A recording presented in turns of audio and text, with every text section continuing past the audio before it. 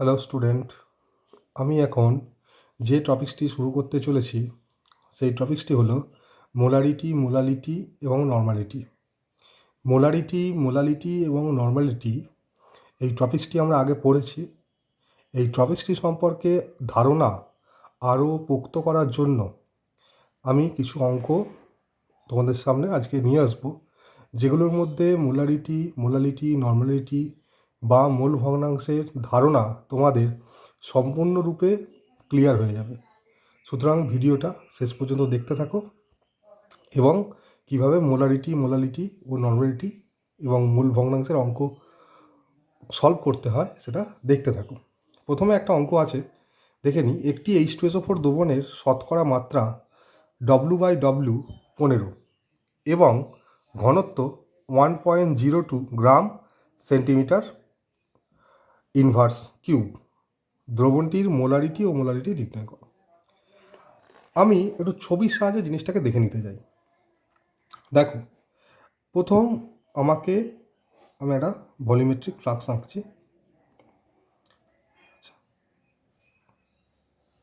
ভালো করে দেখে নাও, এখানে আমাকে কি তৈরি করতে হবে, ঠিক আছে? কি তৈরি করতে হবে সেটা এখানে আমি দেখাবো। আর এখানে কি বলে দিয়েছে, এখানেও একটা ভলিউমেট্রিক ফ্লাক্স আঁকছি।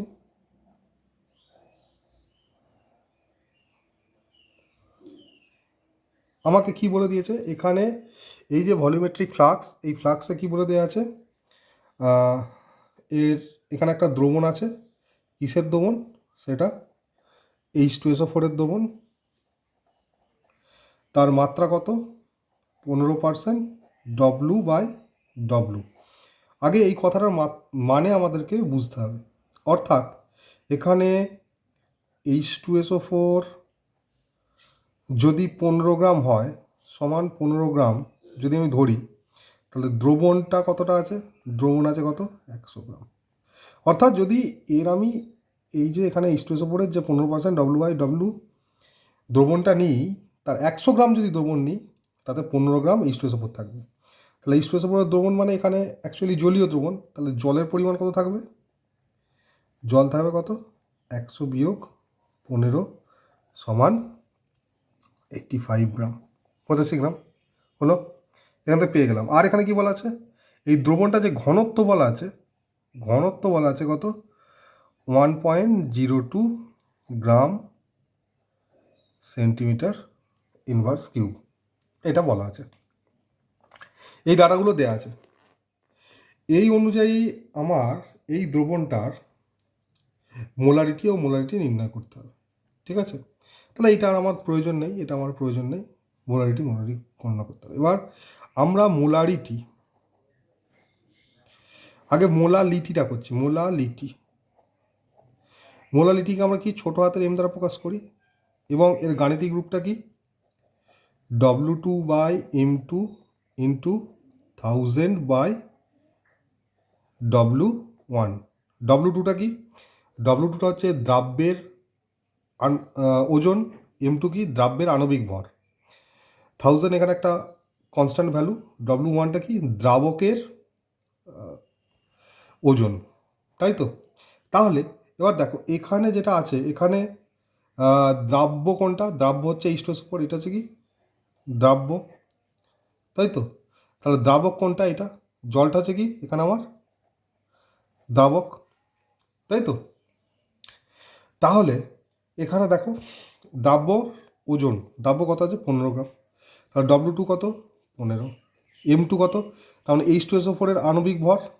H2SO4 আণবিক ভর হচ্ছে, আমি এখানে করি, H2SO4 এখানে 2 প্লাস সালফার হচ্ছে 32 প্লাস 16 ইন্টু 4, তাহলে 2 প্লাস 32 প্লাস 64 সমান 98। তাহলে এখানে আমি 98 দেবো ইন্টু 1000/W1 মানে কি? দ্রাবকের ওজন। এখানে দ্রাবকের ওজন কত? 85 গ্রাম। তাহলে 85 গ্রাম আছে। তাহলে এটা যদি আমি ক্যালকুলেট করলে পাবো কত? 1.8। এটা 1.8 পাবো। অতএব এই যে দ্রবণটা, এর মোলালিটি হচ্ছে 1.8। এবার আমি দেখে নেব মোলারিটি। মোলারিটিকে আমরা বড় হাতের এম দ্বারা প্রকাশ করি। সেই ক্ষেত্রে আমাদের সূত্রটা হচ্ছে W2/M2 ইন্টু 1000/V। এখানে W2টা তোমরা জানো, W2টা হচ্ছে দ্রাব্যের ওজন, M2 হচ্ছে দ্রাব্যের আণবিক ভর, 1000 একটা কনস্ট্যান্ট ভ্যালু, ভিটা কি দ্রবণের আয়তন, ভিটা কি ভালো করে মনে রাখবে, দ্রবণের আয়তন। আচ্ছা, এখানে আমরা W2 দ্রাব্যের ওজন আমি দেখতে পাচ্ছি, এখানে দ্রাব্য হচ্ছে H2SO4, তার ওজন হচ্ছে 15। M2 কত? M2 হচ্ছে 98, মানে এই একই জিনিস, ইন্টু 1000। কিন্তু এখানে আমার দরকার কি ভি। ভিটা কী করে বার করব? দেখো, ঘনত্ব সমান ভর বাই আয়তন। তাহলে আয়তন সমান কী হবে?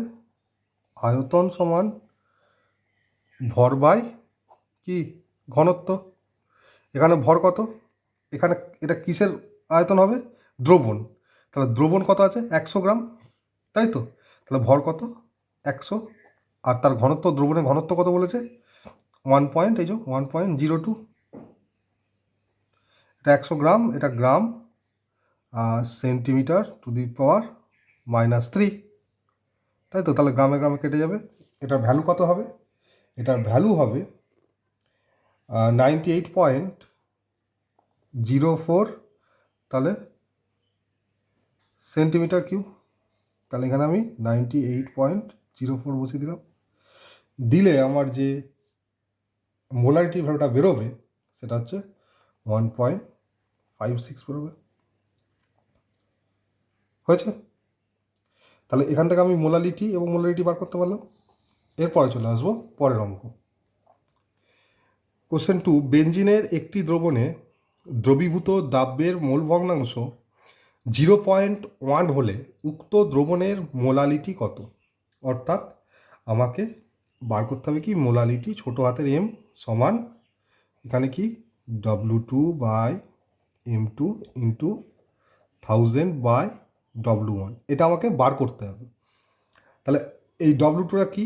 W2 হচ্ছে দ্রাব্যের ওজন, M2 দ্রাব্যের আণবিক ভর, W1 দ্রাবকের ওজন। এখানে আমাকে বলে দিয়েছে কি মোল ভগ্নাংশ 0.1। আচ্ছা, মোল ভগ্নাংশ জিনিসটা একটু ক্লিয়ার করে নিই। আমরা এক্স দিয়ে মোল ভগ্নাংশ ডিনোট করি। X1 হলে সেটা হবে দ্রাবকের মোল ভগ্নাংশ, X2 হলে সেটা হবে দ্রাব্যের মোল ভগ্নাংশ। X1 সমান N1/N1 প্লাস N2, X2 সমান N2/N1 প্লাস N2। এই N1টা কি? N1টা হচ্ছে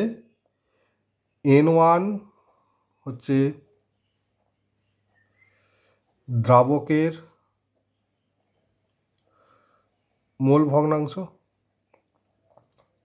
N2 হচ্ছে কি দ্রাব্যের মোল ভগ্নাংশ। X1টা কি? X1টা হচ্ছে দ্রাবকের,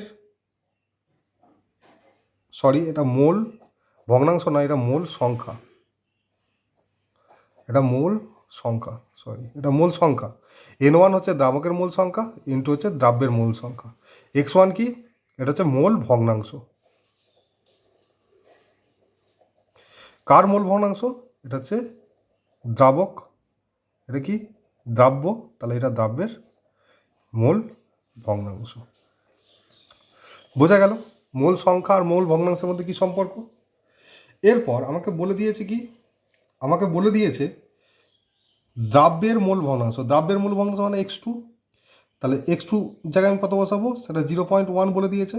তাহলে এখানে আমার কি N2/N1 প্লাস N2, তাই তো? তাহলে এটাকে যদি আমি ক্যালকুলেট করি 1/10 সমান N2/N1 প্লাস N2। তাহলে আমি করতে পারি কি 10 N2 সমান N1 প্লাস N2, তাই তো?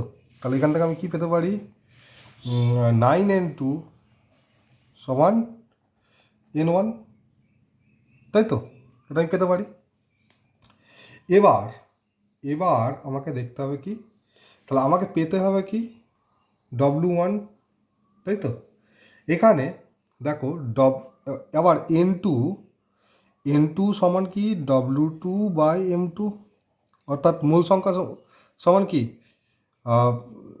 ওজন বাই আণবিক ভর, তাই তো, N2, তাই তো। তাহলে W2 বাই M2 জায়গায় আমি N2 বসাতে পারি, অর্থাৎ এটা যে দ্রাব্যটা আছে তার মোল ভগ্নাংশ বসালাম। এরপর আমার কি এখানে 1000 আছে, যেমন আছে আমি বসিয়ে দিলাম, W1 যেমন আছে বসিয়ে দিলাম, তাই তো। এবার একটা জিনিস ভালো করে লক্ষ্য করে দেখো, তাহলে বেনজিন একটা দ্রবণ, তাহলে এখানে দ্রাবক হচ্ছে বেনজিন, তাহলে তার মোল সংখ্যা কি N1, তাই তো। তাহলে N1 মানে W1 বাই M1, তাই তো। এবার বেনজিনের আণবিক ভর সেটা হচ্ছে 78, 78, এখানে আমি 78 বসিয়ে দিলাম, তাই তো। তাহলে N1 সমান W বাই 78, তাহলে 78 N1 সমান W1 হয়েছে। বা এটাকে আমি করতে পারি কি W1 সমান N1 78, আচ্ছা এখানে N1 78 মানে এবার N1 আর N2-র মধ্যে কি সম্পর্ক, N1 সমান 9 N2, তাহলে আমি এখানে বসতে পারি কি 9 N2 78, আমি এটা বসতে পারি। তাহলে এখানে আমি N2-র জায়গায় N2 বসিয়ে দিলাম, 1000-এর জায়গায় 1000 বসিয়ে দিলাম, এখানে W1-এর জায়গায় কী বসাবো, এই যে W1-এর জায়গায় কী বসাবো 9 গুণিত N2 গুণিত 78, 9 গুণিত N2 গুণিত 78 বসিয়ে দিলাম, N2 N2 কেটে গেল। এবার এটা ক্যালকুলেশন করলে আমার যেটা বেরোবে, হ্যাঁ সেটা হচ্ছে 1000 বাই 9 ইন্টু 78 সমান কত বেরোচ্ছে, এটা ক্যালকুলেট করলে আমার বেরোবে 1.424। দেখো জিনিসগুলো আর কিছুই নয়, শুধুমাত্র একটা জটিল ক্যালকুলেশন, এবং কীভাবে ক্যালকুলেশন আসছে আমাকে যেটা বলে দিচ্ছে সেখান থেকে আমাকে এখানে ভ্যালুগুলো বার করতে হচ্ছে। দেখো এরপরে চলে আসছি বিশুদ্ধ জলের মোলারিটি গণনা করো। বিশুদ্ধ জলের ঘনত্ব দেওয়া আছে। এবার মোলারিটিটা আমার একটু জিনিসটা ছবির সাহায্যে দেখে নেওয়া যাক।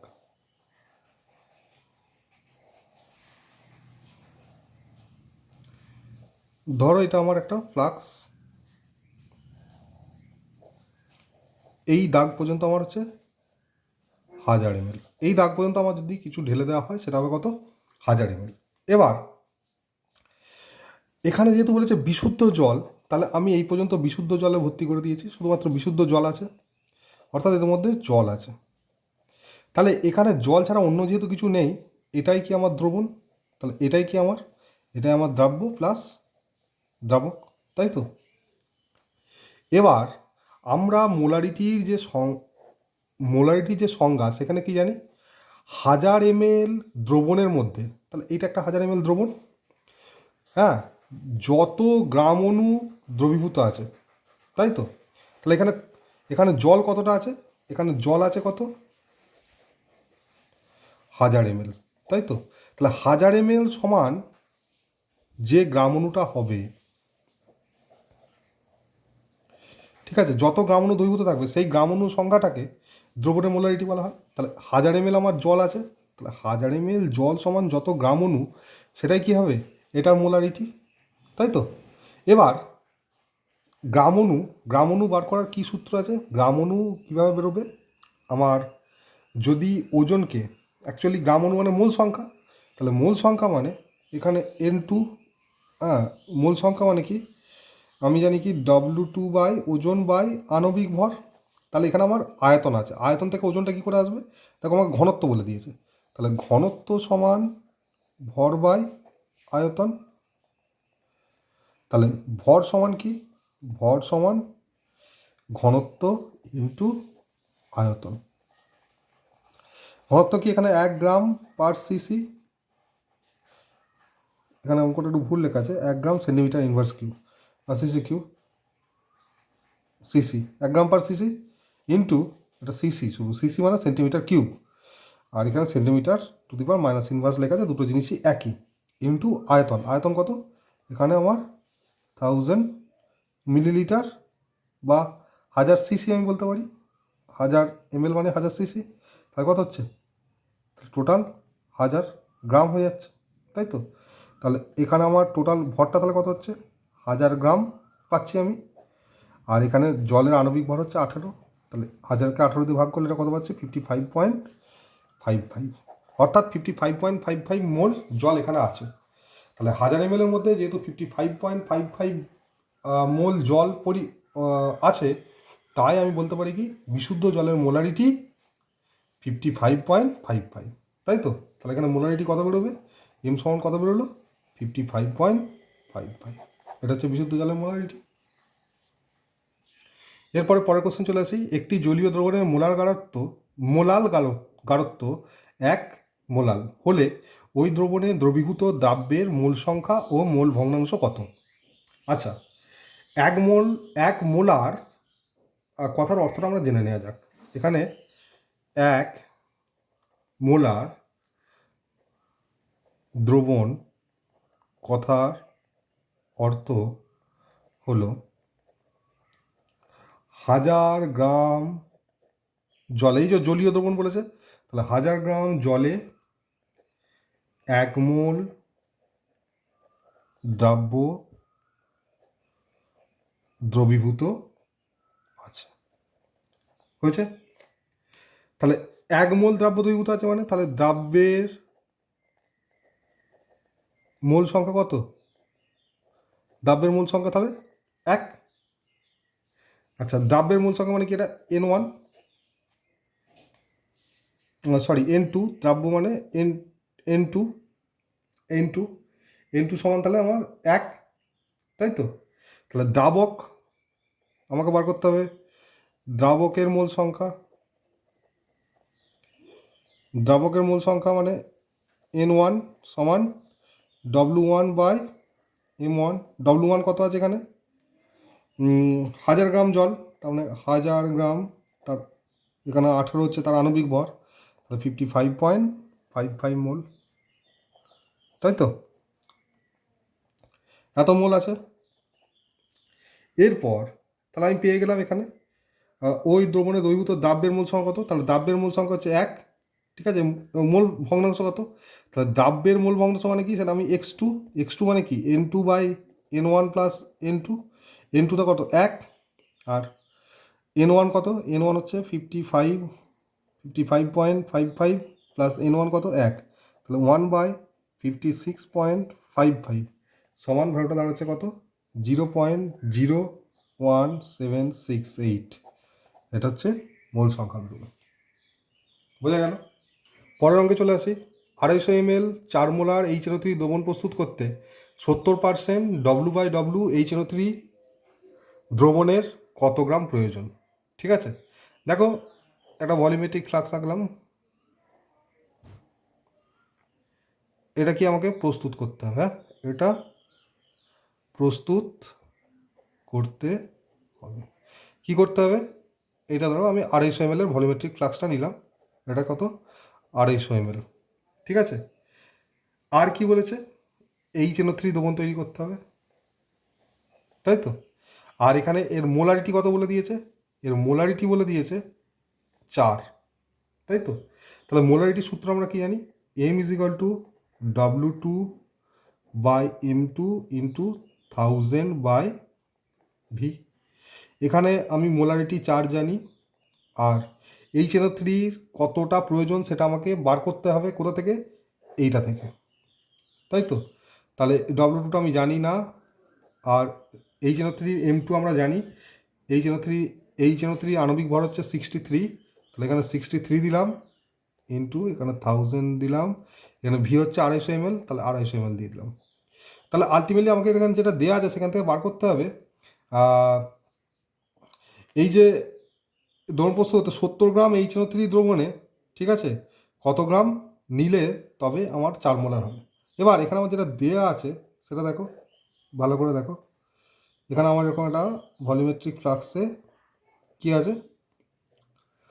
এখানে আমার যেটা আছে, এখানে 70% W/W HNO3, অর্থাৎ এখানে HNO3 এর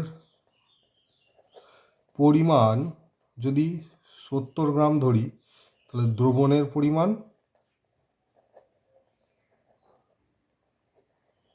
উল্টো বললে ভালো হতো, দ্রবণের পরিমাণ যদি 100 গ্রাম হয় তাহলে HNO3 পরিমাণ কত? 70 গ্রাম, তাই তো? তাহলে আমি কি লিখতে পারি? এখানে কি লিখতে পারি আমি? 70 গ্রাম